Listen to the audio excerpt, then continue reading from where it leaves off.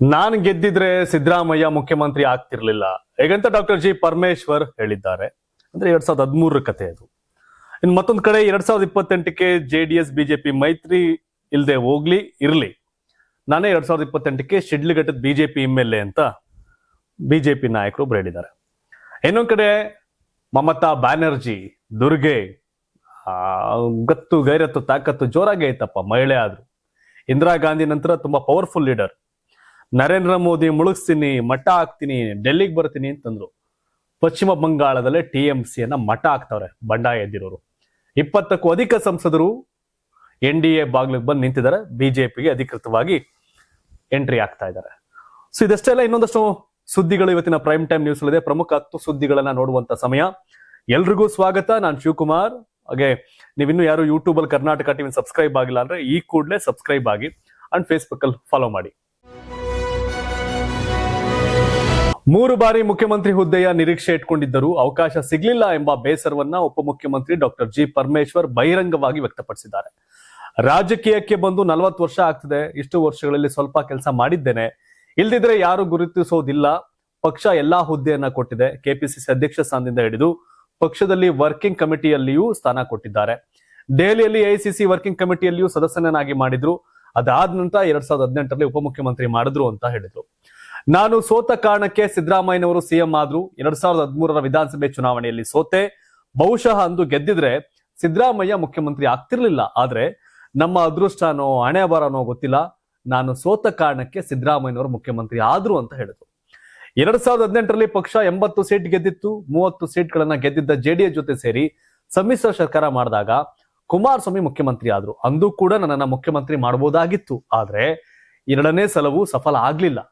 ಈ ಬಾರಿ ಅವಕಾಶ ಸಿಗ್ಲಿದೆ ಅಂತ ತಿಳ್ಕೊಂಡಿದೆ. ಆದ್ರೆ ರಾಜಕೀಯ ಗೊತ್ತಲ್ಲ, ತೀರ್ಮಾನಗಳು ಹೇಗೇಗೋ ಆಗುತ್ತೆ. ಒಂದು ಹಂತದಲ್ಲಿ ಮುಖ್ಯಮಂತ್ರಿ ಸ್ಥಾನ ಸಿಗದಿದ್ರೆ ರಾಜಕೀಯದಿಂದಲೇ ಹಿಂದೆ ಸರಿಯುವ ಬಗ್ಗೆ ಹೈಕಮಾಂಡ್ಗೆ ತಿಳಿಸಿದ್ದೆ ಅಂತ ಹೇಳಿದ್ದಾರೆ. ಆದ್ರೂ ಪಕ್ಷದ ಶಿಸ್ತಿನ ಸಿಪಾಯಿಯಾಗಿ ಮುಂದುವರೆದು ಪಕ್ಷ ನೀಡಿದ ಉಪಮುಖ್ಯಮಂತ್ರಿ ಹುದ್ದೆಯನ್ನ ಸ್ವೀಕರಿಸಿದ್ದೇನೆ. ರಾಜ್ಯದ ಜನ ನಮ್ಮನ್ನ ಗುರುತಿಸಿದ್ದಾರೆ ಅಂತ ಹೇಳಿದ್ರು. ಎಸ್, 2013ರಲ್ಲಿ ಪರಮೇಶ್ವರ್ ಅವ್ರನ್ನ ಸೋಲ್ಸಿದ್ದೆ ಸಿದ್ದರಾಮಯ್ಯನವರು ಅನ್ನೋ ಒಂದು ಸುದ್ದಿಗಳು. ಅವತ್ತು ಪರಮೇಶ್ವರ್ ಕೊರಟಗೆರೆಯಲ್ಲಿ ಗೆದ್ದಿದ್ರೆ ಮುಖ್ಯಮಂತ್ರಿ ಪರಮೇಶ್ವರ್, ಸಿದ್ದರಾಮಯ್ಯನವರಲ್ಲ. ಅದು ವಾಸ್ತವ. ಇವ್ರು ಸೋತ್ ಕಾರಣಕ್ಕೆ ಸಿದ್ದರಾಮಯ್ಯ ಮುಖ್ಯಮಂತ್ರಿ ಆದ್ರು. ಅಂಡ್ 18ರಲ್ಲಿ ಕಡಿಮೆ ಸೀಟ್ ಗೆದ್ರು JDS ಅವರು, ಕುಮಾರಸ್ವಾಮಿ ಮುಖ್ಯಮಂತ್ರಿ ಆದ್ರು. ಇವ್ರು ಆಗಕ್ಕಾಗ್ಲಿಲ್ಲ. ಈಗಿತ್ತು, ಅದಾಗ್ಲಿಲ್ಲ. ಆದರೆ ಪರಮೇಶ್ವರ್ ಅಧಿಕಾರಕ್ಕಾಗಿ ಫೈಟ್ ಮಾಡ್ಲಿಲ್ಲ. ಬಹಿರಂಗವಾಗಿ ಕೇಳಿದ್ರ ಅಷ್ಟೇ, ಫೈಟ್ ಮಾಡ್ಲಿಲ್ಲ. DK ಶಿವಕುಮಾರ್ ತರ ಪ್ರಯತ್ನ ಪ್ರಾರ್ಥನೆಗಳನ್ನ ಮಾಡ್ಲಿಲ್ಲ. ಅದೇ ಸಿಗುತ್ತೆ ಅನ್ಕೊಂಡ್ರೆ ಅದಾಗ್ಲಿಲ್ಲ. ಹಾಗಾಗಿ ಸಹಜವಾಗಿ ಬೇಸರವನ್ನ ಹೊರ ಹಾಕಿದ್ದಾರೆ. ಬಟ್ ಲಕ್ಕಿ ಪರ್ಸನ್ ಅಂತಂದ್ರೆ ಅದು ಸಿದ್ದರಾಮಯ್ಯನವರು. JDS ಇಂದ ಕಾಂಗ್ರೆಸ್ ಬಂದು ವಿಪಕ್ಷ ನಾಯಕ ಆಗಿ CM ಆಗಿ 8 ವರ್ಷ 7 ವರ್ಷ CM, 8 ವರ್ಷ CM, ಇನ್ನು 9 ವರ್ಷ 10 ವರ್ಷ ವಿಪಕ್ಷ ನಾಯಕ. 17 ವರ್ಷದಿಂದ CLP ಲೀಡರು ಸಿದ್ದರಾಮಯ್ಯನವರು. 17 ಇಯರ್ಸ್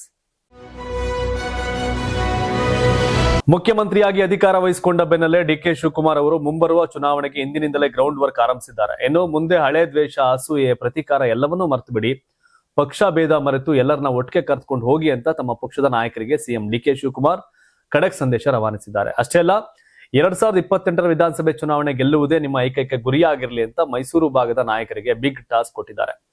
ಮಾಜಿ ಶಾಸಕ ಮಂಜುನಾಥ್ ಹಾಗೂ ಮೈಸೂರಿನ ಪ್ರಭಾವಿ ಮುಖಂಡ ಮತ್ತು ವಕ್ತಾರ ಲಕ್ಷ್ಮಣ್ ಅವರ ನೇತೃತ್ವದಲ್ಲಿ ಹುಣಸೂರು ಕಾಂಗ್ರೆಸ್ ಮುಖಂಡರು ಹಾಗೂ ನೂರಾರು ಕಾರ್ಯಕರ್ತರು ಕುಮಾರ ಪಾರ್ಕ್ ಸರ್ಕಾರಿ ಅತಿಥಿ ಗೃಹದಲ್ಲಿ CM DK ಶಿವಕುಮಾರ್ ಅವರನ್ನ ಭೇಟಿಯಾಗಿ ಅಭಿನಂದನೆ ಸಲ್ಲಿಸಿದರು. ಈ ಸಂದರ್ಭದಲ್ಲಿ ಕಾರ್ಯಕರ್ತರನ್ನ ಉದ್ದೇಶಿಸಿ ಮಾತನಾಡಿದಂತ CM ಭವಿಷ್ಯದ ರಾಜಕಾರಣದ ಬಗ್ಗೆ ದಿಕ್ಸೂಚಿ ನೀಡಿದ್ರು. ಇವತ್ತು ನನಗೆ ಬಂದಿರುವ ಈ ಮುಖ್ಯಮಂತ್ರಿ ಹುದ್ದೆ ಕೇವಲ ನನ್ನದಲ್ಲ, ಇದು ನಿಮ್ಮದು ಮತ್ತು ರಾಜ್ಯದ ಕೋಟ್ಯಂತರ ಜನರದ್ದು. ನೀವೆಲ್ಲ ಇಲ್ಲ ಅಂದ್ರೆ ನಾನು ಈ ಜಾಗದಲ್ಲಿ ಇರೋಕೆ ಸಾಧ್ಯವೇ ಇರಲಿಲ್ಲ. ಈ ಹುದ್ದೆಯ ಹಿಂದೆ ನಿಮ್ಮ ಸುದೀರ್ಘ ಪರಿಶ್ರಮ, ಪ್ರೀತಿ, ವಿಶ್ವಾಸ ಮತ್ತು ಹೋರಾಟ ಅಡಗಿದೆ. ನಿಮ್ಮ ಈ ಮಹಾನ್ ಸಹಕಾರವನ್ನ ನಾನು ನನ್ನ ಜೀವನದಲ್ಲಿ ಎಂದಿಗೂ ಮರೆಯೋದಿಲ್ಲ ಅಂತ ತಮಗೆ ಬೆನ್ನೆಲುಬಾಗಿ ನಿಂತ ಕಾರ್ಯಕರ್ತರಿಗೆ ಧನ್ಯವಾದ ಅರ್ಪಿಸಿದ್ರು. ಈಗ ಅಧಿಕಾರ ಸಿಕ್ಕಿದೆ ಅಂತ ಯಾವುದೇ ಕಾರಣಕ್ಕೂ ಯಾರು ಮೈ ಮರಿಬೇಡಿ. SIR ಸಂಚಿಗೆ ನಿಮ್ಮ ಅಮೂಲ್ಯವಾದ ಮತಗಳು ಬಲಿಯಾಗೋಕೆ ಬಿಡಬೇಡಿ. ವಿರೋಧಿಗಳು ಏನೆಲ್ಲ ತಂತ್ರ ಹೂಡ್ತಿದ್ದಾರೆ ಎಂಬುದರ ಬಗ್ಗೆ ಎಚ್ಚರಿಕೆಯಿಂದ ಇರಿ. ನಿಮ್ಮ ಕ್ಷೇತ್ರಗಳಲ್ಲಿ ಮತಗಳನ್ನ ಅತ್ಯಂತ ಜಾಗರೂಕತೆಯಿಂದ ಕಾಪಾಡಿಕೊಳ್ಳಿ ಅಂತ ಎಚ್ಚರಿಸಿದ್ರು. CM ಅವರ ಈ SIR ಸಂಚು ಎಂಬ ಹೇಳಿಕೆ ಈಗ ರಾಜಕೀಯ ವಲಯದಲ್ಲಿ ಭಾರಿ ಕುತೂಹಲ ಮೂಡಿಸಿದೆ. ವೆಸ್ಟ್ ಬೆಂಗಾಲ್ 60,000 ಓಟ್ ಕಿತ್ತಾಕಿದ್ರು, ಬಿಜೆಪಿ ಗೆಲ್ತು. ತಮಿಳುನಾಡು ಕಿತ್ತಾಕಿದ್ರು, TVK ಗೆಲ್ತಲ್ಲ, ಬಿಜೆಪಿ ಗೆಲ್ಲಿಲ್ಲ. ನಮ್ಮ ರಾಜ್ಯದ ಮತದಾರರ ಅಲ್ದವ್ರನ್ನ ನಮ್ಮಲ್ಲಿ ಆಗಕ್ಕೆ ಯಾಕೆ ಬಿಡಬೇಕು, ಅದಿರ್ಲಿ ಸೆಕೆಂಡ್ರಿ. 2028ಕ್ಕೆ ಮತ್ತೆ ಮುಖ್ಯಮಂತ್ರಿ ಆಗ್ಬೇಕು ಅನ್ನೋ ಗುರಿಯನ್ನ ಡಿ ಕೆ ಶಿವಕುಮಾರ್ ಇಟ್ಕೊಂಡಿದ್ದಾರೆ. ಹಾಗಾಗಿ ಹುಣಸೂರು ಜೆಡಿಎಸ್ ಮೇಲೆ ಹರೀಶ್ ಗೌಡ ಗೆದ್ದವ್ರೆ, ಅಲ್ಲಿ ಮಂಜುನಾಥ್ ಗೆಲ್ಸ್ಬೇಕು ಅನ್ನೋದು ಇವ್ರ ಲೆಕ್ಕಾಚಾರ. ಆದರೆ ಕ್ಯಾಬಿನೆಟ್ ಈಗ ಏನ್ ವಿಸ್ತರಣೆ ಆಗ್ತಿದಲ್ಲ, ಇಲ್ಲಿ ಜಮೀರ್ ಅಹಮದ್ ಖಾನ್ಗೆ ಏನಾರ ಮಂತ್ರಿ ಕೊಡಲಿಲ್ಲ ನೆಕ್ಸ್ಟ್ ಅಂದ್ರೆ 20-25 ಸೀಟ್ ಕಾಂಗ್ರೆಸ್ ಡಮಾರ್. ಮುಸಲ್ಮಾನರು ಒಂದ್ ಸ್ವಲ್ಪ ಡಿಸ್ಟರ್ಬ್ ಆಗ್ತಾವ್ರೆ ಕಾಂಗ್ರೆಸ್ ಅಲ್ಲಿ. ಅದೆಲ್ಲ ಯೋಚನೆ ಮಾಡಿ ಒಂದಷ್ಟು ವರ್ಕ್ ಮಾಡ್ಬೇಕಾಗತ್ತೆ ಡಿ ಕೆ ಶಿವಕುಮಾರ್ ಅವರು. ರಾಜ್ಯ ರಾಜಕಾರಣದಲ್ಲಿ ಈಗ ರಾಜ್ಯಸಭೆ ಹಾಗೂ ವಿಧಾನ ಪರಿಷತ್ ಚುನಾವಣೆ ಇದ್ದ ಸದ್ದು. ಈ ನಡುವೆ ಬಿಜೆಪಿ ಹೈಕಮಾಂಡ್ ತನ್ನ ಅಭ್ಯರ್ಥಿಗಳ ಅಧಿಕೃತ ಪಟ್ಟಿಯನ್ನು ಬಿಡುಗಡೆ ಮಾಡಿದ್ದು ಇಡೀ ರಾಜಕೀಯ ವಲಯವೇ ಬೆಚ್ಚಿ ಬೀಳುವಂತಹ ಅಚ್ಚರಿಯ ನಿರ್ಧಾರಗಳನ್ನು ಕೈಗೊಂಡಿದೆ. ಮೊದಲನೇದಾಗಿ ಕರ್ನಾಟಕ ವಿಧಾನಸಭೆಯಿಂದ ರಾಜ್ಯಸಭೆಗೆ ನಡೆಯತಕ್ಕಂಥ ಚುನಾವಣೆ ಬಿಜೆಪಿ ಯಾರೂ ಊಹಿಸದ ಹೊಸ ಮುಖಕ್ಕೆ ಮಣೆ ಹಾಕಿದೆ. ಅವರೇ ಪ್ರೊಫೆಸರ್ ಎಂ ನಾಗರಾಜ್. ದೀರ್ಘಕಾಲದಿಂದ ಪಕ್ಷದ ಸಂಘಟನೆಯಲ್ಲಿ ಸಕ್ರಿಯರಾಗಿರ್ತಕ್ಕಂಥ ಇವರು ರಾಜ್ಯ ಬಿಜೆಪಿ ಉಪಾಧ್ಯಕ್ಷರಾಗಿ ಹಾಗೂ ಕೆಪಿಎಸ್ಸಿ ಸದಸ್ಯರಾಗಿ ಕೆಲಸ ಮಾಡಿದ ಅನುಭವ ಹೊಂದಿದ್ದಾರೆ. ಇನ್ನು ಈ ಪಟ್ಟಿಯಿಂದ ಮೈತ್ರಿಕೂಟದ ಪಾಲ್ದಾರ ಪಕ್ಷವಾದ ಜೆಡಿಎಸ್ಗೆ ಭಾರಿ ನಿರಾಸೆಯಾಗಿದೆ. ಜೂನ್ 25ಕ್ಕೆ ನಿವೃತ್ತಲಾಗಿರ್ತಕ್ಕಂಥ 93 ವರ್ಷದ ಮಾಜಿ ಪ್ರಧಾನಿ ಎಚ್ ಡಿ ದೇವೇಗೌಡರು ಮತ್ತೊಮ್ಮೆ ಮರು ಆಯ್ಕೆ ಬಯಸಿದ್ದರು. ಆದ್ರೆ ವಯಸ್ಸಿನ ಕಾರಣ ಕೊಟ್ಟು ಬಿಜೆಪಿ ಅವರಿಗೆ ಟಿಕೆಟ್ ನಿರಾಕರಿಸಿದೆ. ಜೆಡಿಎಸ್ಗೆ ಸ್ವಂತ ಬಲದಿಂದ ಗೆಲ್ಲಲು ಸಂಖ್ಯಾಬಲ ಇಲ್ಲದ ಕಾರಣ ಈ ನಿರ್ಧಾರವನ್ನು ಒಪ್ಪಿಕೊಳ್ಳುವುದು ಅನಿವಾರ್ಯವಾಗಿದೆ. ಮತ್ತೊಂದೆಡೆ ರಾಜ್ಯಸಭಾ ಟಿಕೆಟ್ ಆಕಾಂಕ್ಷಿಗಳ ಪಟ್ಟಿಯಲ್ಲಿ ಮುಂಚೂಣಿಯಲ್ಲಿದ್ದ ಮಾಜಿ ಸಂಸದೆ ಸುಮಲತಾ ಅಂಬರೀಶ್ ಅವರಿಗೂ ಕೊನೆ ಕ್ಷಣದಲ್ಲಿ ಕೈ ಕೊಡಲಾಗಿದೆ. ಅವರ ಹೆಸರು ಅಂತಿಮ ಹಂತದವರೆಗೂ ಕೇಳಿಬಂದಿದ್ರು. ಬಿಜೆಪಿ ಹೊಸ ಮುಖಕ್ಕೆ ಆದ್ಯತೆ ನೀಡುವ ಮೂಲಕ ಎಲ್ಲರಿಗೂ ಶಾಕ್ ಕೊಟ್ಟಿದೆ. ಇನ್ನು ವಿಧಾನ ಪರಿಷತ್ ಚುನಾವಣೆಯ ವಿಷಯಕ್ಕೆ ಬಂದ್ರೆ ಅಲ್ಲೂ ಕೂಡ ಬಿಜೆಪಿ ಸಾಮಾಜಿಕ ಸಮೀಕರಣಕ್ಕೆ ಒತ್ತು ಕೊಟ್ಟಿದೆ. ಲಿಂಗರಾಜ್ ಪಾಟೀಲ್ ಹಾಗೂ ಮೈಸೂರಿನ ಬಿಜೆಪಿ ಒಬಿಸಿ ಮೋರ್ಚಾ ಅಧ್ಯಕ್ಷ ರಘು ಕೌಟಿಲ್ಯ ಅವರಿಗೆ ಬಿಜೆಪಿ ಟಿಕೆಟ್ ಕೊಟ್ಟಿದೆ. ಇನ್ನು ಮೈತ್ರಿಕೂಟದ ಜಂಟಿ ಅಭ್ಯರ್ಥಿಯಾಗಿ ಗೋವಿಂದ ರಾಜು ಅವರು ಕಣಕ್ಕಿಳಿಯಲಿದ್ದಾರೆ. ದೇವೇಗೌಡರು ನಿಲ್ತಿ ಏನ್ ಕೇಳಿರ್ಲಿಲ್ಲ. ಆದ್ರೆ ವಿಧಾನಸಭೆಯಿಂದ ರಾಜ್ಯಸಭೆಗೆ ಹೋಗ್ಬೇಕಾದ್ರೆ ಅವ್ರು 6 ವರ್ಷ ಟರ್ಮ್ ಅಲ್ಲಿ ಇರ್ಲಿ ಅನ್ನೋ ಕಾರಣಕ್ಕೋಸ್ಕರ ಬಿಜೆಪಿ ಅವ್ರು ಮಾಡಿದ್ರು. ನಾಮಿನೇಟ್ ಮಾಡೋಕೆ ಇನ್ನೂ ಅವಕಾಶ ಇದೆ, ನಾಮ ನಿರ್ದೇಶನ ಮಾಡೋಕೆ ಅವಕಾಶ ಇದೆ. ಸೊ ಹಾಗಾಗಿ ನಾಮ ನಿರ್ದೇಶನದ ಅವಕಾಶ ಇರೋ ಕಾರಣ ಬಹುತೇಕ ವೋಟಿಂಗ್ ಮೂಲಕ ಆಯ್ಕೆ ಆಗೋರ್ನ, ಬಹುತೇಕ ಪಕ್ಷ ನಿಷ್ಠರನ್ನ, ಪಕ್ಷದಲ್ಲಿರೋರ್ನ ಆಯ್ಕೆ ಮಾಡ್ತಾರೆ. ಬಿಜೆಪಿ ಸೆಗ್ಮೆಂಟ್ ಆಗತ್ತೆ. ಈ ನಾಮ ನಿರ್ದೇಶನ ಮಾಡ್ಬೇಕಾದ್ರೆ ಏನ್ ಮಾಡ್ತಾರೆ, ನೆಕ್ಸ್ಟ್ ಉದಾಹರಣೆಗೆ ಅವ್ರು ರಾಜೀನಾಮೆ ಕೊಟ್ಟರು ಕೂಡ, ಬೇರೆ ಪಾರ್ಟಿಗೆ ಹೋದ್ರು ಕೂಡ ಮತ್ತೆ ಸರ್ಕಾರದ ಕೈಲಿ ಇರುತ್ತೆ ನಾಮ ನಿರ್ದೇಶನ ಮಾಡಕ್ಕೆ. ವೋಟಿಂಗ್ ಮೂಲಕ ಆಯ್ಕೆ ಆದವ್ರು ರಾಜೀನಾಮೆ ಕೊಟ್ರೆ ಮತ್ತೆ ಎಲೆಕ್ಷನ್ ಆದಾಗ ಆ ಸೀಟು ಕಾಂಗ್ರೆಸ್ಗೆ ಹೋಗ್ಬಿಡುತ್ತೆ. ಆ ಲಾಜಿಕ್ ನಾನು ಕೆಲವು ಬಿಜೆಪಿ ನಾಯಕರ ಜೊತೆ ಮಾತಾಡಿದಾಗ ಅವ್ರು ಹೇಳಿದ್ದು. ದೇವೇಗೌಡರು ಇನ್ನೂ ರಾಜ್ಯಸಭೆಗೆ ಬೇಕು ಅನ್ನೋದು ಅವ್ರಿಗೆ ಏನಾರು ಇತ್ತು ಅಂತಾರೆ ಅವ್ರ ನಾಮ ನಿರ್ದೇಶನ ಮಾಡಿ ಬಿಜೆಪಿ ಅವ್ರು ಕರ್ಸ್ಕೋಬಹುದು. ಅದು ಸಾಧ್ಯತೆಗಳಿದೆ. ಕರ್ನಾಟಕ ರಾಜಕಾರಣದಲ್ಲಿ ಮತ್ತೊಂದು ಹೈ ವೋಲ್ಟೇಜ್ ಎಲೆಕ್ಷನ್ ಜಿದ್ದಿ ಶುರುವಾಗಿದೆ. ವಿಧಾನಸಭೆಯಿಂದ ವಿಧಾನ ಪರಿಷತ್ನ 7 ಸ್ಥಾನಗಳಿಗೆ ನಡೆಯುತ್ತಿರುವ ಚುನಾವಣೆ ಈಗ ಕೇವಲ ಸೀಟ್ನ ಫೈಟ್ ಆಗಿ ಉಳ್ಕೊಂಡಿಲ್ಲ. ಇದು ಉಭಯ ನಾಯಕರಾದ ಡಿ ಕೆ ಶಿವಕುಮಾರ್ ಮತ್ತು ಎಚ್ ಡಿ ಕುಮಾರಸ್ವಾಮಿ ನಡುವಿನ ಪ್ರತಿಷ್ಠೆಯ ಕದನವಾಗಿ ಮಾರ್ಪಟ್ಟಿದೆ. ಡಿ ಸುಧಾಕರ್ ನಿಧನ, ವಿನಯ್ ಕುಲಕರ್ಣಿ ಶಾಸಕತ್ವ ರದ್ದಿನಿಂದ ವಿಧಾನಸಭೆ ಬಲ 222 ಆಗಿದೆ. ಸೂತ್ರದ ಪ್ರಕಾರ ಒಬ್ಬ ಅಭ್ಯರ್ಥಿ ಗೆಲ್ಲಲು 28 ಮತಗಳ ಅಗತ್ಯವಿದೆ. ಕಾಂಗ್ರೆಸ್ 4 ಸ್ಥಾನಗಳು, ಬಿಜೆಪಿ 2 ಸ್ಥಾನಗಳನ್ನು ಸುಲಭವಾಗಿ ಗೆಲ್ಲಲಿದೆ. ಕಾಂಗ್ರೆಸ್ 5ನೇ ಅಭ್ಯರ್ಥಿಗೆ, ಜೆಡಿಎಸ್ ಅಭ್ಯರ್ಥಿಗೆ 2 ಮತಗಳ ಕೊರತೆ ಆಗಬಹುದು. ಹಾಗಾಗಿ ರಣಕಣ ರೋಚಕವಾಗಿದ್ದು ಡಿಕೆಶಿ ವರ್ಸಸ್ ಎಚ್ಡಿಕೆ ನಡುವಿನ ಮೊದಲ ಹಣಾಹಣಿ ಎನ್ನಬಹುದು. ಡಿಕೆಶಿ ಆಪ್ತ ವಿನಯ್ ಕಾರ್ತಿಕ್ ಕಾಂಗ್ರೆಸ್ನಿಂದ 5ನೇ ಅಭ್ಯರ್ಥಿಯಾಗಿ ಕಣಕ್ಕಿಳಿದಿದ್ರೆ, ಬಿಜೆಪಿ ಬೆಂಬಲದೊಂದಿಗೆ ಜೆಡಿಎಸ್ ಅಭ್ಯರ್ಥಿಯಾಗಿ ಗೋವಿಂದ ರಾಜು ಕಣಕ್ಕಿಳಿದಿದ್ದಾರೆ. ಹಾಗಾದ್ರೆ ಪರಿಷತ್ ಲೆಕ್ಕಾಚಾರ ಏನು ಅನ್ನೋದು ಕುತೂಹಲ. ಈಗ ಬರೋ ಒಬ್ಬರಿಗೆ 29 ಮತಗಳನ್ನ ಹಾಕಿದ್ರೆ ಲೆಕ್ಕಾಚಾರ ಏನಾಗುತ್ತೆ ಅನ್ನೋದ್ರ ಬಗ್ಗೆ ನೋಡೋದಾದ್ರೆ, ಕಾಂಗ್ರೆಸ್ 4 ಅಭ್ಯರ್ಥಿಗಳಿಗೆ 116 ಮತಗಳು ಬೇಕಾಗುತ್ತೆ. ಆಗ 5ನೇ ಅಭ್ಯರ್ಥಿಗೆ 24 ಮತಗಳು ಉಳಿಯುತ್ತೆ. ಕಾಂಗ್ರೆಸ್ 5ನೇ ಅಭ್ಯರ್ಥಿಗೆ 4 ಮತಗಳ ಕೊರತೆ ಉಂಟಾಗುತ್ತೆ. ಕುದುರೆ ವ್ಯಾಪಾರ ಮಾಡಬಹುದು ಅಥವಾ 2ನೇ ಪ್ರಾಶಸ್ತ್ಯದ ಮತ ನಂಬಿಕೊಳ್ಳಬಹುದು. ಬಿಜೆಪಿ 2 ಸ್ಥಾನಗಳಿಗೆ 58 ಮತಗಳು ಅಗತ್ಯ. ಉಳಿದ 4 ಮತಗಳು ಜೆಡಿಎಸ್ಗೆ ವರ್ಗಾಯಿಸಬಹುದು. ಜೆಡಿಎಸ್ ಶಾಸಕರು 18, ಬಿಜೆಪಿ 4, ಜನಾರ್ದನ್ ರೆಡ್ಡಿ, ಯತ್ನಾಳ್ ಮತ ಪಡೆದರೆ ಒಟ್ಟು 24 ಮತಗಳಾಗುತ್ತೆ. ಆಗ ಜೆಡಿಎಸ್ ಅಭ್ಯರ್ಥಿಗೂ 4 ಮತಗಳ ಕೊರತೆ ಉಂಟಾಗುತ್ತೆ. ಕುದುರೆ ವ್ಯಾಪಾರ ಮಾಡಬಹುದು ಅಥವಾ ಸೋಲನ ಒಪ್ಕೊಳ್ಬೇಕಾಗತ್ತೆ. ಚಾನ್ಸಸ್ ಇದೆ. ಕುಮಾರಸ್ವಾಮಿ ಹಳೆ ನೆಟ್ವರ್ಕ್ ಅನ್ನ ಬಳಸಂಗ್ ಕಾಣ್ತಾವ್ರೆ, ನೋಡ್ಬೇಕು. ಇದು ವಿನಯ್ ಗೆಲ್ಸ್ಕೊಳ್ಳೋದು ಡಿ ಕೆ ಅವರ ಜವಾಬ್ದಾರಿ, ಗೋವಿಂದ ರಾಜ್ ಗೆಲ್ಸ್ಕೊಳ್ಳೋದು ಕುಮಾರಸ್ವಾಮಿ ಜವಾಬ್ದಾರಿ. ಯಾರಿಗೆ ಏನಾಗತ್ತೆ ನೋಡ್ಬೇಕು. ಜೆಡಿಎಸ್ ಬಿಜೆಪಿ ಜಾಸ್ತಿ ಗೊಂದಲ ಇಲ್ಲ. ಕಾಂಗ್ರೆಸ್ ಒಂದ್ ಸ್ವಲ್ಪ ಬೂದಿ ಮುಚ್ಚಿದ ಕೆಂಡ ಇದೆ, ನೋಡೋಣ ಏನಾಗುತ್ತೆ ಅಂತ.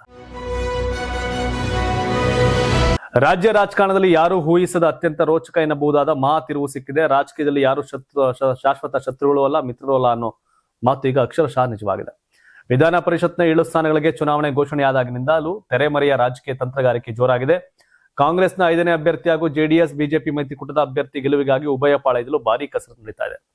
ಬಿಜೆಪಿಯಿಂದ ಉಚ್ಚಾಟನೆಗೊಂಡಿರತಕ್ಕಂಥ ಎಸ್ ಟಿ ಸೋಮಶೇಖರ್ ಹಾಗೂ ಶಿವರಾಮ್ ಹೆಬ್ಬಾರ್ ಕಾಂಗ್ರೆಸ್ ಬೆಂಬಲಿಸುವ ಮುನ್ಸೂಚನೆ ಕೊಟ್ಟಿದ್ದಾರೆ. ಇತ್ತ ಬಿಜೆಪಿಯ ಬಂಡಾಯ ನಾಯಕ ಬಸನಗೌಡ ಪಾಟೀಲ್ ಯತ್ನಾಳ್ ಜೆಡಿಎಸ್ ಕೈ ಹಿಡಿಯುವ ಸಾಧ್ಯತೆ ಇದೆ.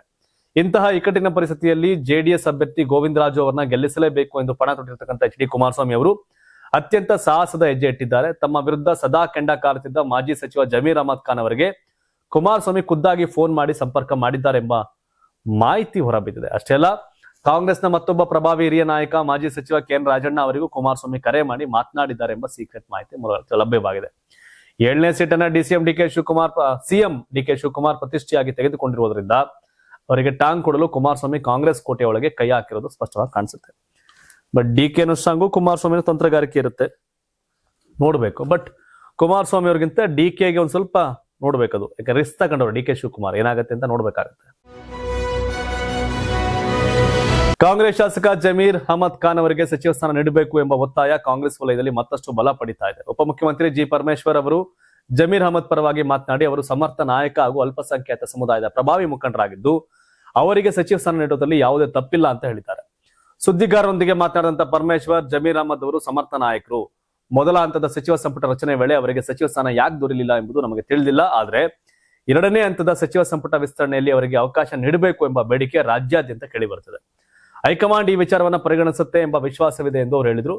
ಅವರು ಸಚಿವರಾಗಿದ್ದ ಅವಧಿಯಲ್ಲಿ ಉತ್ತಮವಾಗಿ ಕಾರ್ಯನಿರ್ವಹಣೆ ಮಾಡಿದ್ರು ಅಂತ ಶ್ಲಾಘಿಸಿದ ಪರಮೇಶ್ವರ್, ಶೀಘ್ರದಲ್ಲೇ 2ನೇ ಹಂತದ ಸಚಿವ ಸಂಪುಟ ವಿಸ್ತರಣೆ ನಡೆಯುವ ನಿರೀಕ್ಷೆ ಇದೆ ಅಂತ ಹೇಳಿದ್ರು. ಇದೇ ವಿಚಾರವಾಗಿ ಕುಣಿಗಲ್ ಕ್ಷೇತ್ರದ ಶಾಸಕ ರಂಗನಾಥ್ ಕೂಡ ಜಮೀರ್ ಅಹಮದ್ ಅವರಿಗೆ ಬೆಂಬಲ ವ್ಯಕ್ತಪಡಿಸಿದ್ದಾರೆ. ಜಮೀರ್ ಅಹಮದ್ ಅವರು ಪಕ್ಷಕ್ಕೆ ಅಗತ್ಯವಿರುವ ನಾಯಕರು. ಅವರು ಬಡವರು, ದೀನ ದಲಿತರು ಮತ್ತು ಸಂಕಷ್ಟದಲ್ಲಿರತಕ್ಕಂಥ ಅನೇಕ ಜನರಿಗೆ ನೆರವಾಗಿರೋದನ್ನ ನಾನು ಸ್ವತಃ ನೋಡಿದ್ದೇನೆ. ಅವರಂತಹ ಸಹಾಯ ಮನೋಭಾವದ ವ್ಯಕ್ತಿಗಳು ಅಪರೂಪ ಅಂತ. ಜಮೀರ್ ಮಂತ್ರಿ ಆಗ್ಬೇಕು, ತಪ್ಪುಗಳಾಗಿರ್ಬೋದು, ತಪ್ಪು ಎಸಗಿದ್ರೆ ಪಕ್ಷ ಸೂಕ್ತ ಕ್ರಮ ಕೈಗೊಳ್ಳಲಿ. ಆದ್ರೆ ಅದೇ ಸಮಯದಲ್ಲಿ ಜಮೀರ್ ಅಹಮದ್ರಿಗೆ ಮತ್ತೊಂದು ಅವಕಾಶ ಕೊಡಬೇಕು ಅಂತ ಸಂಪುಟದಲ್ಲಿ ಅವರ ನೋಡೋ ಆಸೆ ಇದೆ ಅಂತ ಕುಣಿಗಲ್ ರಂಗನಾಥ್ ಹೇಳಿದ್ದಾರೆ. ಇನ್ನು ಕಾಂಗ್ರೆಸ್ನ ಹಲವು ನಾಯಕರು ಬಹಿರಂಗವಾಗಿ ಬೆಂಬಲ ವ್ಯಕ್ತಪಡಿಸ್ತಾ ಇದ್ದಾರೆ. 2ನೇ ಹಂತದಲ್ಲಿ ಜಮೀರ್ ಅಹಮದ್ ಖಾನ್ ಮಂತ್ರಿ ಆಗ್ಲೇಬೇಕು ಅಂತ. ಯಾಕೆ ಅಂದ್ರೆ ರಾಜ್ಯದಲ್ಲಿ ಹೆಚ್ಚು ಕಮ್ಮಿ ಒಂದು 40 ಜನ ಗೆದ್ದಿರೋದು ಮುಸಲ್ಮಾನರ ಮತಗಳಿಂದ. ಮುಸಲ್ಮಾನರು 100 ವೋಟ್ ಇರೋ 99 ಕಾಂಗ್ರೆಸ್ಗೆ, ಒಂದು ಮಾತ್ರ ಎಡವಟ್ಟಾಗಿ ಆ ಕಡೆ ಮೈಸೂರು ಜಿಲ್ಲೆಯಲ್ಲೂ ಒಂದೆರಡು ಕ್ಷೇತ್ರ ಗೆಲ್ಲಕ್ಕೆ, ಈಗ ಚಾಮರಾಜನಗರದಲ್ಲಿ ಮುಸಲ್ಮಾನರು, ಈಗ ಪುಟ್ಟಣಶೆಟ್ಟಿ ಗೆಲ್ಲಕ್ಕೆ ಮುಸ್ಲಿಂ ವೋಟ್ಗಳು ಬೇಕು. ಮಂಡ್ಯ ಗಣಿಗ ರವಿಕುಮಾರ್ ಗೆದ್ದಿರೋದು 1,000 ವೋಟ್, ಅಲ್ಲಿ 30-35 ಸಾವಿರ ಮುಸಲ್ಮಾನ್ ವೋಟ್ ಇದೆ. ಗಣಿಗ ರವಿಕುಮಾರ್ ಗೆಲ್ಲಕ್ಕೆ ಮುಸಲ್ಮಾನ್ ವೋಟ್ ಬೇಕು. ಚಲುವರಾಯ ಸ್ವಾಮಿ ಗೆದ್ದಿರೋದು 4,500 ವೋಟ್ ಅಲ್ಲಿ. ನಾಗಮಂಗಲದಲ್ಲಿ 10-20 ಮುಸ್ಲಿಂ ವೋಟ್ ಐತೆ. ಚಲುವರಾಯ ಸ್ವಾಮಿ ಗೆಲ್ಲಕ್ಕೂ ಮುಸಲ್ಮಾನ್ ವೋಟ್ ಬೇಕು. ಚನ್ನಪಟ್ಟಣದಲ್ಲಿ ಸಿಪಿ ಯೋಗೇಶ್ವರ್ ಕಾಂಗ್ರೆಸ್ ಕ್ಯಾಂಡಿಡೇಟ್ ಗೆದ್ದಿದ್ದು ಚನ್ನಪಟ್ಟಣದ ಮುಸಲ್ಮಾನರಿಂದ. ಹೆಬ್ಬಾಳದಲ್ಲಿ ಸಚಿವ ಬೈರತಿ ಸುರೇಶ್ ಗೆದ್ದಿರೋದು 80,000 ಮುಸಲ್ಮಾನ್ ವೋಟ್ ಐತೆ, ಮುಸಲ್ಮಾನ್ ವೋಟ್ ಇಂದ. ಪುಲಕೇಶಿ ನಗರ ಎಸಿ ಶ್ರೀನಿವಾಸ್ ಗೆದ್ದಿರೋದು ಮುಸಲ್ಮಾನ್ ವೋಟ್ ಇಂದ. ಬಿಟಿಎಂ ಗೆಲ್ತಾ ಇರೋದು ಮುಸಲ್ಮಾನ್ ವೋಟ್ ಇಂದ. ವಿಜಯನಗರ ಕೃಷ್ಣಪ್ಪ ಗೆದ್ದಿರೋದು ಮುಸಲ್ಮಾನ್ ವೋಟ್ ಇಂದ. ಕೋಲಾರ ಕೊತ್ತೂರು ಮಂಜುನಾಥ್ ಮುಸಲ್ಮಾನ್ ವೋಟ್ ಇಂದ. Chintamani doctor M C Sudhakar ಮುಸಲ್ಮಾನ್ ವೋಟ್ ಇಂದ. ಚಿಕ್ಕಬಳ್ಳಾಪುರ ಪ್ರದೀಪ್ ಈಶ್ವರ್ ಗೆದ್ದಿರೋದು ಮುಸಲ್ಮಾನ್ ವೋಟ್ ಇಂದ. ಶಿರಾದಲ್ಲಿ ಜಯಚಂದ್ರ ಗೆದ್ದಿರೋದು ಮುಸಲ್ಮಾನ್ ವೋಟ್ ಇಂದ. ಕುಣಿಗಲ್ ರಂಗನಾಥ್ ಗೆದ್ದಿರೋದು ಮುಸಲ್ಮಾನ್ ವೋಟ್ ಇಂದ. ಸೊ ಹಿಂಗೆ ಪಟ್ಟಿ ಇಟ್ಕೊಂಡು ಮುಂದಕ್ಕೆ ಹೋಗ್ತಾ ಹಿರಿಯೋರು ಸುಧಾಕರ್ ತೀರ್ಕೊಂಡಿದ್ದಾರೆ, ಗೆದ್ದಿದ್ದು ಮುಸಲ್ಮಾನ್ ವೋಟ್ ಇಂದ. ಪ್ರಭಾ ಮಲ್ಲಿಕಾರ್ಜುನ್ ಎಂಪಿ ಗೆದ್ದಿದ್ದು ಮುಸಲ್ಮಾನ್ ವೋಟ್ ಇಂದ. ಮಲ್ಲಿಕಾರ್ಜುನ್ ಗೆದ್ದಿದ್ದು ಮುಸಲ್ಮಾನ್ ವೋಟ್ ಇಂದ. ಹಿಂಗ್ ಪಟ್ಟಿ ಹಿಡ್ಕೊಂಡು ಹೋದ್ರೆ 40-50 ಸೀಟ್ ಮುಸಲ್ಮಾನರ ವೋಟಿಂದಾನೇ ಗೆದ್ದಿರೋದು ಕಾಂಗ್ರೆಸ್ ಎಂಎಲ್ಎಗಳು. ಜಮೀರ್ ಅಹಮದ್ ಖಾನ್ ಈಗ ಹೇಳ್ತಾರೆ, ಜಮೀರ್ ದಾವಣಗೆರೆ ಕಾರಣ ಸೊ ಈ ಕಡಿಮೆ ಆಗಕ್ಕೆ ಅಂದ್ರೆ 20-22 ಸಾವಿರ ವೋಟ್ ಹಾಕ್ಸವ್ರೆ ಜಮೀರ್ ಅನ್ನೋದೇ. ಆದ್ರೆ ನಾಳೆಗೆ ಇನ್ನೆಷ್ಟು ಕ್ಷೇತ್ರ ತೀರ್ಸ್ಬೋದು ನೀವೇನಾರು ಎಡವಟ್ ಮಾಡ್ಕೊಂಡ್ರೆ ಕಾಂಗ್ರೆಸ್ ಅವರು. ಹಾಗಾಗಿ ಕಾಂಗ್ರೆಸ್ ಅವ್ರಿಗೆ ಭಯ ಇದೆ, ಕೊಡಿ ಅವ್ರಿಗೆ ಮಿನಿಸ್ಟರ್ ಮಾಡಿ ಅಂತ. ಇನ್ನು ಕಾಂಗ್ರೆಸ್ನ ಹಿರಿಯ ನಾಯಕ ಹಾಗೂ ಮುಸ್ಲಿಂ ಸಮುದಾಯದ ಪ್ರಭಾವಿ ಮುಖಂಡರಾದ ಜಮೀರ್ ಅಹಮದ್ ಖಾನ್ ಅವರ ಸಚಿವ ಸ್ಥಾನ ಕುರಿತು ರಾಜಕೀಯ ವಲಯದಲ್ಲಿ ಚರ್ಚೆಗಳು ನಡೀತಿರುವ ನಡುವೆಯೇ ಕೋಡಿ ಮಠದ ಶ್ರೀ ಶಿವಾನಂದ ಶಿವಯೋಗಿ ರಾಜೇಂದ್ರ ಸ್ವಾಮೀಜಿ ಒಂದು ಮಹತ್ವದ ಭವಿಷ್ಯ ನುಡಿದಿದ್ದಾರೆ. ಈ ಹಿಂದೆ ಸಿದ್ದರಾಮಯ್ಯ ನೇತೃತ್ವದ ಸರ್ಕಾರದಲ್ಲಿ ಪ್ರಮುಖ ಸಚಿವರಾಗಿ ಗುರುತಿಸಿಕೊಂಡಿದ್ದ ಜಮೀರ್ ಅಹಮದ್ ಖಾನ್ ಇತ್ತೀಚೆಗೆ ಅವರ ವಿರುದ್ಧ ಕೇಳಿ ಬಂದಿರತಕ್ಕಂಥ ಆಡಿಯೋ ವಿವಾದದ ಹಿನ್ನೆಲೆಯಲ್ಲಿ ರಾಜಕೀಯ ಸಂಕಷ್ಟವನ್ನು ಎದುರಿಸಿದ್ದಾರೆ ಎನ್ನಲಾಗಿದೆ. ಸಚಿವ ಸಂಪುಟದ ಮೊದಲ ಪಟ್ಟಿಯಲ್ಲೇ ಸಚಿವ ಸ್ಥಾನ ಸಿಗಬೇಕಿದ್ದ ಜಮೀರ್ ಅವರಿಗೆ ಈಗ ಸಚಿವ ಸ್ಥಾನ ದೊರೆಯುತ್ತದೆಯೇ ಎಂಬ ಪ್ರಶ್ನೆಗಳು ಎದ್ದಿದೆ. ಈ ಹಿನ್ನೆಲೆಯಲ್ಲಿ ಅರ್ಸಿಕೆರೆಯ ಅಲ್ ಅಮೀನ್ ಶಾಲೆಯಲ್ಲಿ ನಡೆದ ಕಾರ್ಯಕ್ರಮದಲ್ಲಿ ಮಾತನಾಡಿದಂತ ಕೋಡಿ ಮಠದ ಶ್ರೀಗಳು ಜಮೀರ್ ಅಹಮದ್ ಖಾನ್ ಅವರಿಗೆ ಬೆಂಬಲ ವ್ಯಕ್ತಪಡಿಸಿದ್ರು. ಜಮೀರ್ ಅವರ ಹೆಸರಲ್ಲಿ ನಡೆದಾಡ್ತಿರುವ ಆಡಿಯೋ ಕುರಿತು ಪ್ರತಿಕ್ರಿಯೆ ಕೊಟ್ಟಂತವರು, ಇದು ಅಪಪ್ರಚಾರ ಮಾಡುವ ಉದ್ದೇಶದಿಂದ ನಡೆದಿರುವ ಬೆಳವಣಿಗೆ. ಜಮೀರ್ ಅವರು ಯಾವುದೇ ಆತಂಕಕ್ಕೆ ಒಳಗಾಗುವ ಅಗತ್ಯ ಇಲ್ಲ, ಅವರು ಮತ್ತೆ ಸಚಿವ ಸ್ಥಾನವನ್ನು ಪಡೆಯಲಿದ್ದಾರೆ ಅಂತ ವಿಶ್ವಾಸ ವ್ಯಕ್ತಪಡಿಸಿದ್ರು. ಜಮೀರ್ ಅಹಮದ್ ಖಾನ್ ಇಲ್ಲದೆ ಸರ್ಕಾರ ಸಂಪೂರ್ಣ ಆಗೋದಿಲ್ಲ. ಅವರು ಸರ್ಕಾರದ ಪ್ರಮುಖ ಅಂಗವಾಗಿದ್ದು ಬೆಂಬಲಿಗರು ಆಕ್ರೋಶಕ್ಕೆ ಒಳಗಾಗದೆ ಶಾಂತಿಯುತವಾಗಿ ಇರಬೇಕು ಅಂತ ಕರೆ ಕೊಟ್ಟರು. ಸಿದ್ದರಾಮಯ್ಯನವ್ರಿಗೆ ಅಹಿಂದ ನಾಯಕ ಅಂತ ಕರ್ಕೊಂಡಿದ್ದು ಅಲ್ಪಸಂಖ್ಯಾತರು ಒಂದು 85 ಲಕ್ಷ ಮುಸಲ್ಮಾನರ ಜನಸಂಖ್ಯೆ ಐತೆ ಅಂತ ಮೊನ್ನೆ ಈ ಸಾಮಾಜಿಕ ಶೈಕ್ಷಣಿಕ ವರದಿಯಲ್ಲಿ ರಿವೀಲ್ ಮಾಡಿದ ಸಿದ್ದರಾಮಯ್ಯನವರು. ಅಹಿಂದ ಅಂದ್ರೆ ಏನು? ಅಲ್ಪಸಂಖ್ಯಾತ, ಹಿಂದುಳಿದ, ದಲಿತ. 85 ಲಕ್ಷ ಅಲ್ಪಸಂಖ್ಯಾತರವ್ರೆ. ಇವತ್ತು ಮುಸಲ್ಮಾನರಿಗೆ ಲೀಡ್ರು ಅಂದ್ರೆ ಸ್ಟೇಟ್ ಅಲ್ಲಿ ಸಿದ್ದರಾಮಯ್ಯನವರು ಒಪ್ಕೊಂಡಿದ್ರು. ಆದ್ರೆ ಸಿದ್ದರಾಮಯ್ಯನವರಿಗೆ ಮೊದಲ ಆದ್ಯತೆ ಮಗ, ಎರಡನೇ ಆದ್ಯತೆ ಜಮೀರ್ ಆಗ್ಬೇಕಾಗಿತ್ತು. ಅದು ಎರಡನೇ ಆದ್ಯತೆ ಅವ್ರು ಕೂರ್ಸ್ಕೊಂಡಿದ್ದು ಬೈರತಿ ಸುರೇಶ್ ಅವ್ರನ್ನ. ಆದ್ರೆ ಆದ್ಯತೆ ಆಗ್ಲಿಲ್ಲ ಜಮೀರ್ ಅಹಮದ್ ಖಾನ್. ಜಮೀರ್ ಅಹಮದ್ ಖಾನ್ಗೆ ಆದ್ಯತೆ ಕೊಡ್ಬೇಕಾಗಿತ್ತು, ಕೊಡ್ಲಿಲ್ಲ. ಯಾಕಂದ್ರೆ ಜಮೀರ್ ಅಹಮದ್ ಖಾನ್ ಒತ್ಕೊಂಡ್ ಮೆರ್ಸೋರು ಸಿದ್ದರಾಮಯ್ಯನವರು. ಅಹಿಂದ ನಾಯಕ ನಮ್ ಸಿದ್ದರಾಮಯ್ಯ ಅನ್ಕೊಂಡು. ಆದ್ರೆ ಸಿದ್ದರಾಮಯ್ಯನವ್ರಿಗೆ ಜಮೀರ್ ಮ್ಯಾಟ್ರೇ ಆಗ್ಲಿಲ್ಲ. ಜಮೀರ್ನ ಕೈ ಬಿಟ್ಟಂಗ್ ಕಂಡ್ರು. ಸಿದ್ದರಾಮಯ್ಯ ಮನ್ಸ್ ಮಾಡಿದ್ರೆ ಕಷ್ಟ ಆಗಿತ್ತೇನು ಜಮೀರ್ ಅವ್ರ ಮುಖ್ಯಮಂತ್ರಿ ಆಗೋದು? ಆಗ್ಲಿಲ್ಲ. ಇರ್ಲಿ ಅದಾ ಕಡೆಗೆ. ಏನೋ ಬಿಜೆಪಿ ರಾಜ್ಯಸಭಾ ಟಿಕೆಟ್ ಘೋಷಣೆ ಬಳಿಕ ಒಕ್ಕಲಿಗರಿಗೆ ಅನ್ಯಾಯವಾಗ್ತಿದೆ ಎನ್ನುವ ಕೂಗು ಕೇಳಿ ಬರ್ತಿದೆ. ಕ್ಷೇತ್ರವನ್ನೇ ತ್ಯಾಗ ಮಾಡಿದ ಸುಮಲತಾ ಅಂಬರೀಶ್ ಅವರಿಗೆ ರಾಜ್ಯಸಭಾ ಟಿಕೆಟ್ ನೀಡದ ಅನ್ಯಾಯ ಮಾಡಲಾಗಿದೆ ಎನ್ನಲಾಗ್ತಾ ಇದೆ. ಇದೀಗ ಅಂಬಿ ಪತ್ನಿ ಪರ ಮಂಡ್ಯ ಕಾಂಗ್ರೆಸ್ ನಾಯಕ ಮಾತನಾಡಿದ್ದು, ಜೆಡಿಎಸ್ ಪಕ್ಷವನ್ನೇ ಬಿಜೆಪಿ ಸರ್ವನಾಶ ಮಾಡುತ್ತೆ ಅಂತ ಗುಡುಗಿದ್ದಾರೆ. ಟಿಶ್ಯೂ ಪೇಪರ್ ತರ ಯೂಸ್ ಮಾಡಿ ಬಿಸಾಕೋದೆ ಬಿಜೆಪಿ ಕೆಲಸ. ಜೆಡಿಎಸ್ಗೆ ಬಿಸ್ಕೆಟ್ ತರ ಕೇಂದ್ರ ಮಂತ್ರಿ ಸ್ಥಾನ ಕೊಟ್ಟು ಕೂರಿಸಿದ್ರು. ಇದೀಗ ಬಿಜೆಪಿಯವರು ಮಂಡ್ಯಕ್ಕೆ ಚಪ್ಪಡಿ ಕಲ್ಲು ಎಳೆದು ಒಕ್ಕಲಿಗರನ್ನ ಮುಗಿಸಿದ್ದಾರೆ. ದೇವೇಗೌಡರು ಹಾಗೂ ಸುಮಲತಾಗೆ ರಾಜ್ಯಸಭಾ ಟಿಕೆಟ್ ಕೈ ತಪ್ಪಿದ ಬಗ್ಗೆ ಮಂಡ್ಯದಲ್ಲಿ ಬಿಜೆಪಿ ವಿರುದ್ಧ ಶಾಸಕ ಗಣಿಗ ರವಿಕುಮಾರ್ ವಾಗ್ದಾಳಿ ನಡೆಸಿದರು. ಮಂಡ್ಯ ಜನರಿಗೆ ಅಂಬರೀಷ್ ಅಣ್ಣನ ಕುಟುಂಬ ಮತ್ತು ದೇವೇಗೌಡರ ಮೇಲೆ ಅಪಾರ ಪ್ರೀತಿ ಇದೆ. ನಿಖಿಲ್ ಕುಮಾರಸ್ವಾಮಿ ಅವರನ್ನ ಎಂಪಿ ಚುನಾವಣೆಗೆ ನಿಲ್ಲಿಸಿದ್ರು. ಅವರ ವಿರುದ್ಧ ಸುಮಲತಾ 1 ಲಕ್ಷಕ್ಕೂ ಅಧಿಕ ಮತಗಳಿಂದ ವಿಜಯ ಪತಾಕೆ ಹಾರಿಸಿದ್ರು. ಅಂದಿನ ಮುಖ್ಯಮಂತ್ರಿ ಮಗನ ವಿರುದ್ಧ ಗೆಲ್ಲೋದು ಸುಲಭವಲ್ಲ, ಆದ್ರೂ ಸ್ವತಂತ್ರವಾಗಿ ಸುಮಲತಾ ಅಂಬರೀಷ್ ಗೆದ್ರು ಅಂತ ಸುಮಲತಾರನ್ನ ಗಣಿಗ ರವಿಕುಮಾರ್ ಹೇಳಿದ್ರು. ಬಿಜೆಪಿಯವರು ಜೆಡಿಎಸ್ ಅನ್ನ ರಾಜಕೀಯವಾಗಿ ಸರ್ವನಾಶ ಮಾಡೇ ಮಾಡ್ತಾರೆ, ಎಚ್ಚೆತ್ತುಕೊಳ್ಳಿ. ಹಳೆ ಮೈಸೂರು ಭಾಗದ ಗ್ರೌಂಡ್ ಕಿತ್ತುಕೊಳ್ಳಲು ರೆಡಿ ಆಗ್ತಿದ್ದಾರೆ. ದೇವೇಗೌಡರಿಗೆ ಟಿಕೆಟ್ ತಪ್ಪಿಸ್ತಾರೆ ಅಂದ್ರೆ ದೇವರು ಒಳ್ಳೇದ್ ಮಾಡ್ತಾನ? ಬಿಜೆಪಿಯವರು ಮಂಡ್ಯಕ್ಕೆ ಚಪ್ಪಡಿ ಕಲ್ಲೆಳೆದು ಒಕ್ಕಲಿಗರನ್ನು ಮುಗಿಸಿದ್ದಾರೆ. ಸುಮಲತಾ ಅಂಬರೀಷ್ ಕುಟುಂಬ ಅಂದ್ರೆ ಏನು? ಅವ್ರಿಗೆ ಟಿಕೆಟ್ ತಪ್ಪಿದ್ದು ನಡು ನೀರಲ್ಲಿ ಕೈ ಬಿಟ್ರು ಅಂತ ನನಗೆ ಬೇಸರವಾಗಿದೆ. ಅಂದು ಸೋನಿಯಾ ಗಾಂಧಿ ಅವರು ದೇವೇಗೌಡರಿಗೆ ಬಿಟ್ಕೊಟ್ರು. ಕಾಂಗ್ರೆಸ್ ಖರ್ಗೆ ಹಾಗೂ ದೇವೇಗೌಡರನ್ನ ಗೌರವಯುತವಾಗಿ ನಡೆಸ್ಕೊಂಡ್ರು. ಸತ್ಯದ ಬಗ್ಗೆ ನಾನು ಮಾತನಾಡಿದ್ದೇನೆ, ಅವರ ಮೈತ್ರಿ ಬಗ್ಗೆ ಮಾತನಾಡಲ್ಲ ಅಂದ್ರು. ಗಣಿಗ ರವಿಕುಮಾರ್ ಸಿಕ್ತು ಅಂತ ಇಬ್ರು ಮಾತಾಡೋರೆ. ಕುಮಾರಸ್ವಾಮಿ ಸೀಟ್ ಬಿಟ್ಕೊಟ್ರಪ್ಪ, ಅವತ್ತು ಯಾಕೆ ಸುಮಲತಾ ಪರವಾಗಿ ಮಾತಾಡ್ಲಿಲ್ಲ ಹಂಗಾರೆ? ಅಲ್ವಾ? ಏನಿಲ್ಲ, ಸಿಂಪತ್ ಸುಮಲತಾ ಕಡೆ ಓಟ್ ಆಗ್ಲಿ, ಕುಮಾರನ ಕಡೆ ಓಟ್ ಆಗ್ಲಿ, ಬಿಜೆಪಿ ಅವರು ಜೆಡಿಎಸ್ ಮುಗಿಸ್ತಾರೆ ಅಂದ್ರೆ ಸ್ವಲ್ಪ ಏನೋ ವಿಷಯ ಇಟ್ಕೊಂಡು ಮಾತಾಡಿದಾರೆ ಗಣಿಗ ರವಿಕುಮಾರ್. ಸುಮ್ಮನೆ ಅಂತೂ ಮಾತಾಡಿರಲ್ಲ. 2028ಕ್ಕೆ ವಿಧಾನಸಭೆ ಚುನಾವಣಾ ರಾಜಕೀಯ ಈಗಲೇ ರಂಗೇರಿದೆ. ಡಿ.ಕೆ. ಶಿವಕುಮಾರ್ ಮುಖ್ಯಮಂತ್ರಿಯಾಗಿ ನಾನೇ ಮುಂದಿನ 7 ವರ್ಷ ಮುಖ್ಯಮಂತ್ರಿ ಆಗ್ತೀನಿ ಅಂತ ಹೇಳ್ತಿದ್ದಾರೆ. ಮುಂದಿನ 28ಕ್ಕೂ ನಾನೇ ಸಿಎಂ ಅಂತಾರೆ ಡಿ.ಕೆ. ಶಿವಕುಮಾರ್. ಇಷ್ಟಾದ್ರೂ ಜೆಡಿಎಸ್ ಬಿಜೆಪಿಯಲ್ಲಿ ಚುನಾವಣಾ ಚಟುವಟಿಕೆ ಜೋರಾಗಿದೆ. ಚಿಕ್ಕಬಳ್ಳಾಪುರ ಜಿಲ್ಲೆ ಶಿಡ್ಲಘಟ್ಟ ಕ್ಷೇತ್ರದಲ್ಲಿ ಜೆಡಿಎಸ್ ಶಾಸಕರಿದ್ರು. ಮುಂದಿನ ಚುನಾವಣೆಯಲ್ಲಿ ಜೆಡಿಎಸ್ ಬಿಜೆಪಿ ಮೈತ್ರಿ ಇರ್ಲಿ ಇಲ್ದಿರ್ಲಿ 2028ಕ್ಕೆ ಶಿಡ್ಲಘಟ್ಟಕ್ಕೆ ಜನರ ಆಶೀರ್ವಾದದಿಂದ ನಾನೇ ಬಿಜೆಪಿ ಎಂಎಲ್ಎ ಅಂತ ಸೀಕಲ್ ರಾಮಚಂದ್ರೇಗೌಡ ಘೋಷಣೆ ಮಾಡ್ಕೊಂಡಿದ್ದಾರೆ. ಚಿಕ್ಕಬಳ್ಳಾಪುರ ಬಿಜೆಪಿ ಜಿಲ್ಲಾಧ್ಯಕ್ಷ ಸೀಕಲ್ ರಾಮಚಂದ್ರೇಗೌಡ ರಾಜ್ಯದ ಜನರಿಗೆ ಒಳ್ಳೇದಾಗ್ಲಿ ಅಂತ ವಿಶೇಷ ಪೂಜಾ ಕಾರ್ಯಕ್ರಮ ಮಾಡಿದ್ರು. ಈ ವೇಳೆ ಕೊಟ್ಟಂತ ಹೇಳಿಕೆ ಮೈತ್ರಿ ಪಕ್ಷದಲ್ಲಿ ರಾಜಕೀಯ ಸಂಚಲನ ಸೃಷ್ಟಿ ಮಾಡಿದೆ. ಈ ಪೂಜಾ ಕಾರ್ಯಕ್ರಮದಲ್ಲಿ ರಾಮಚಂದ್ರೇಗೌಡ ಬೀಗರಾದ ಚಾಮುಂಡೇಶ್ವರಿ ಜೆಡಿಎಸ್ ಶಾಸಕ ಜಿಟಿ ದೇವೇಗೌಡರು, ನಟ ಶಿವರಾಜ್ ಕುಮಾರ್ ದಂಪತಿ ಹಾಗೂ ಜಿಲ್ಲೆಯ ಜೆಡಿಎಸ್ ಪಕ್ಷದ ಪ್ರಮುಖ ಮುಖಂಡರು ಸೇರಿದಂತೆ ಸಾವಿರಾರು ಜನ ಅಭಿಮಾನಿಗಳು ಭಾಗಿಯಾಗಿದ್ರು. ಹಾಗೆ ಆನಂದ್ ಗುರುಜಿ ಕೂಡ ಭಾಗಿಯಾಗಿದ್ರು. ಜೆಡಿಎಸ್ ಎಂಎಲ್ಎ ಇದ್ರೆ ಅದು ಜೆಡಿಎಸ್ಗೆ, ಬಿಜೆಪಿ ಮೇಲೆ ಇದ್ರೆ ಬಿಜೆಪಿಗೆ, ರನ್ನರ್ ಅಪ್ ಬಿಜೆಪಿ ಇದ್ರೆ ಬಿಜೆಪಿಗೆ, ಜೆಡಿಎಸ್ ಇದ್ರೆ ಜೆಡಿಎಸ್ ಅನ್ನೋ ಲೆಕ್ಕಾಚಾರ. ಹಂಗ್ ನೋಡ್ರೆ 50 ಜೆಡಿಎಸ್ ಹೋಗುತ್ತೆ. ಬಟ್ 75 ಸೀಟ್ ತಗೋಬೇಕು ಮೈತ್ರಿಲಿ ಅಂತ ಕೂತವ್ರು ಜೆಡಿಎಸ್ 75-80 ಆಗಿರುವಾಗ ಜೆಡಿಎಸ್ ಕ್ಷೇತ್ರ ಹೆಂಗ್ ಬಿಜೆಪಿ ಬಿಡ್ತಾರೆ ಅಂತ ಅನ್ಸುತ್ತೆ. ಬಟ್ 2018ರ ಚಾಮುಂಡೇಶ್ವರಿ ಬೈ ಎಲೆಕ್ಷನ್ ಅಲ್ಲಿ ಚುನಾವಣೆಯಲ್ಲಿ, ಸಾರ್ವತ್ರಿಕ ಚುನಾವಣೆಯಲ್ಲಿ ಜಿಟಿ ದೇವೇಗೌಡರು ಗೆದ್ರು, ಸಿದ್ದರಾಮಯ್ಯ ಸೋತ್ರು. ಅದರ ಇಂದಿನ ತಂತ್ರಗಾರಿಕೆ ರೂವಾರಿ ತನ್ನ ಮನ ಧನವನ್ನ ಅರ್ಪಿಸಿದಂತ ವ್ಯಕ್ತಿ ಈ ಸೀಕಲ್ ರಾಮಚಂದ್ರಗೌಡರು. ಚಿಕ್ಕ ವಯಸ್ಸಿಗೆ ಬಿಸ್ನೆಸ್ ಮಾಡಿ ನೂರಾರು ಕೋಟಿ ಹಣ ಸಂಪಾದನೆ ಮಾಡಿ ಬೆಸ್ಟ್ ಬಿಸ್ನೆಸ್ ಮ್ಯಾನ್ ಅನ್ಸ್ಕೊಂಡಂತ ರಾಮಚಂದ್ರೇಗೌಡರು ರಾಜಕಾರಣದಲ್ಲೂ ಒಂದು ರೀತಿಯ ಕೈ ಆಡಿಸ್ತಾವ್ರೆ. ಈಗ ಬಿಜೆಪಿ ಜಿಲ್ಲಾಧ್ಯಕ್ಷರು ಚಿಕ್ಕಬಳ್ಳಾಪುರಕ್ಕೆ ಕಡೆಗಳಲ್ಲಿ ಟಿಕೆಟ್ ತಂದು ಶಿಡ್ಲಘಟ್ಟದಲ್ಲಿ ಒಂದಷ್ಟು ವೋಟ್ ತಗೊಂಡು ಒಂದಷ್ಟು ಲೆಕ್ಕಾಚಾರ ಮಾಡಿದ್ರು. ಬಟ್ ಈಗ ನೆಕ್ಸ್ಟ್ ನಾನೇ ಎಂಎಲ್ಎ, ಮೈತ್ರಿ ಇರ್ಲಿ ಇಲ್ದೆ ಹೋಗ್ಲಿ, ನಾನೇ ಬಿಜೆಪಿ ಎಂಎಲ್ಎ ಅಂತ ಹೇಳ್ತಾವ್ರೆ. ಶುರುವಾಯ್ತು ಇನ್ನು ಆಟ. ಹಳೆ ಮೈಸೂರಲ್ಲಿ ಎಲ್ಲೆಲ್ಲ ಅಗ್ಗಜಗ್ಗಾಟ ಇದೆ, ಜೆಡಿಎಸ್ ಬಿಜೆಪಿ ನಡೀತಾ ಇರತ್ತೆ. ಬಟ್ ಸೀಕಲ್ ರಾಮಚಂದ್ರೇಗೌಡ ತಂತ್ರಗಾರಿಕೆ ಮಾಡೋದ್ರಲ್ಲಿ ಎತ್ತದ ಕೈ. ನೋಡ್ಬೇಕೇನಾಗತ್ತೆ ಅಂತ. ಅಖಾಡಕ್ಕೆ ಕೇಳಿದ್ಮೇಲೆ ಘೋಷಣೆ ಆಗ್ಲೇಬೇಕಲ್ಲ. ಬಿಸ್ನೆಸ್ ಅಲ್ಲಿ ಸಕ್ಸಸ್ ಆಗೋರೆ ರಾಜಕೀಯದಲ್ಲಿ ಸಕ್ಸಸ್ ಆಗ್ತಾರ ಅಂತ ಜನ ತೀರ್ಮಾನ ಮಾಡ್ತಾರೆ. ದೇಶದ ರಾಜಕಾರಣದಲ್ಲಿ, ಅದರಲ್ಲೂ ವಿಶೇಷವಾಗಿ ಪಶ್ಚಿಮ ಬಂಗಾಳದಲ್ಲಿ ಈಗ ನಡೆದಿರುವುದು ಸಾಮಾನ್ಯ ರಾಜಕೀಯ ಬೆಳವಣಿಗೆ ಇಲ್ಲ. ಇದು ಅಕ್ಷರಶಃ ಮಹಾಭೂಕಂಪ ಅಂತ ತಪ್ಪಾಗಲ್ಲ. ಒಂದ್ ಕಡೆ ಟಿಎಂಸಿ ನಾಯಕಿ ಮಮತಾ ಬ್ಯಾನರ್ಜಿ ಅವರು ನವದೆಹಲಿಯಲ್ಲಿ NDA ಒಕ್ಕೂಟದ ಸಭೆಯಲ್ಲಿ ಭಾಗವಹಿಸಿ ತಂತ್ರ ರೂಪಿಸುತ್ತಿದ್ರೆ, ಇತ್ತ ದೆಹಲಿಯಲ್ಲೇ ಅವರ ಸ್ವಂತ ಪಕ್ಷದ ಸಂಸದರು ದೀದಿಗೆ ಚಿತ್ರಿಸಿಕೊಳ್ಳಲಾಗದಂತಹ ಭಿಕ್ಷಾ ಕೊಟ್ಟಿದ್ದಾರೆ. ಸುಖೇಂದು ಶೇಖರ್ ರಾಯ್ ಅವರು ರಾಜ್ಯಸಭಾ ಸದಸ್ಯತ್ವಕ್ಕೆ ಸೋಮವಾರ ರಾಜೀನಾಮೆ ಸಲ್ಲಿಸಿರುವುದು ಟಿಎಂಸಿಗೆ ಭಾರಿ ರಾಜಕೀಯ ನಡೆಯಾಗಿ ಪರಿಣಮಿಸಿದೆ. ಇದರ ಬೆನ್ನಲ್ಲೇ ಮತ್ತೋರ್ವ ರಾಜ್ಯಸಭಾ ಸದಸ್ಯೆ ಕೋಯೆಲಾ ಮಲ್ಲಿಕ್ ಕೂಡ ತಮ್ಮ ಸದಸ್ಯತ್ವಕ್ಕೆ ರಾಜೀನಾಮೆ ಸಲ್ಲಿಸಿರುವ ಸಾಧ್ಯತೆ ಇದೆ. ಟಿಎಂಸಿಯ ಪಕ್ಷದ 20 ಬಂಡಾಯ ಸಂಸದರು ಲೋಕಸಭೆಯ ಸ್ಪೀಕರ್ ಓಂ ಬಿರ್ಲಾ ಅವರಿಗೆ ಪತ್ರ ಬರೆದು ಬಿಜೆಪಿಯ ನೇತೃತ್ವದ NDA ಮೈತ್ರಿಕೂಟವನ್ನು ಸೇರಲು ಇಚ್ಛಿಸಿರುವುದಾಗಿ ಹೇಳಿದ್ದಾರೆ. ಪಶ್ಚಿಮ ಬಂಗಾಳದ ವಿಧಾನಸಭೆ ಚುನಾವಣೆಯಲ್ಲಿ ಟಿಎಂಸಿ ಸೋಲನ್ನು ಅನುಭವಿಸಿದ ಬೆನ್ನಲ್ಲೇ ಪಕ್ಷದಲ್ಲಿ ದೊಡ್ಡ ಮಟ್ಟದ ಭಿನ್ನಮತ ಉಂಟಾಗಿ ಈಗ 2 ಹೋಳಾಗಿದೆ.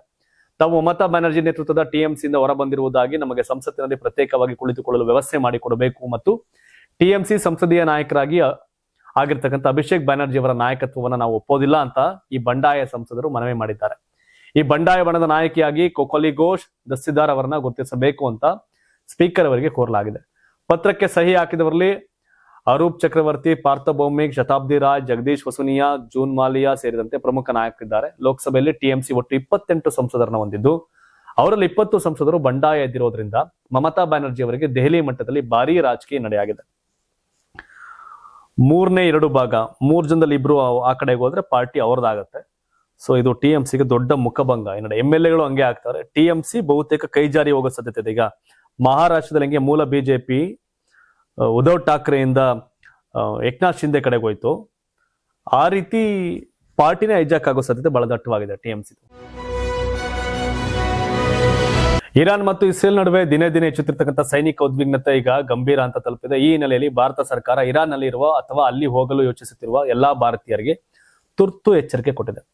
ಟೆಹರಾನ್ ನಲ್ಲಿರ್ತಕ್ಕಂಥ ಭಾರತೀಯ ರಾಯಭಾರ ಕಚೇರಿಯು ಸಾಮಾಜಿಕ ಮಾಧ್ಯಮ ವೇದಿಕೆ X ಮೂಲಕ ಪ್ರಕಟಣೆ ಹೊರಡಿಸಿ, ಇರಾನ್ಗೆ ಈಗ ಹೊಸದಾಗಿ ಪ್ರಯಾಣ ಮಾಡಬಾರದು, ಈಗಾಗಲೇ ಅಲ್ಲಿರುವವರು ಸಾಧ್ಯವಾದಷ್ಟು ಬೇಗ ದೇಶವನ್ನು ತೊರೆಯಬೇಕು ಅಂತ ಸ್ಪಷ್ಟವಾಗಿ ತಿಳಿಸಿದೆ. ರಾಯಭಾರ ಕಚೇರಿಯ ಪ್ರಕಾರ ಈ ಪ್ರದೇಶದಲ್ಲಿ ಇತ್ತೀಚೆಗೆ ನಡೆದ ಸೈನಿಕ ದಾಳಿ, ಕ್ಷಿಪಣಿ ಹಾರಾಟ ಮತ್ತು ವಾಯು ದಾಳಿಗಳ ಹಿನ್ನೆಲೆಯಲ್ಲಿ ಪರಿಸ್ಥಿತಿ ತುಂಬಾ ಅಸ್ಥಿರವಾಗಿದೆ. ಇಂತಹ ಪರಿಸ್ಥಿತಿಯಲ್ಲಿ ಸಾಮಾನ್ಯ ನಾಗರಿಕರ ಸುರಕ್ಷತೆ ದೊಡ್ಡ ಪ್ರಶ್ನೆ ಆಗಿರೋದ್ರಿಂದ ಭಾರತ ಇಂದಿನಿಂದಲೇ ನಡೆದ ಇರಾನ್ಗೆ ಪ್ರಯಾಣ ಬೇಡ ಎಂಬ ಸಲಹೆಯನ್ನ ಮತ್ತೊಮ್ಮೆ ನೆನಪಿಸಿ ಅದನ್ನ ಕಟ್ಟುನಿಟ್ಟಾಗಿ ಪಾಲಿಸುವಂತೆ ಒತ್ತಾಯಿಸಿದೆ. ಪ್ರಸ್ತುತ ಇರಾನ್ನೊಳಗೆ ಪರಿಸ್ಥಿತಿ ತೀವ್ರವಾಗಿ ಹದಗೆಡುತ್ತಾ ಇದೆ.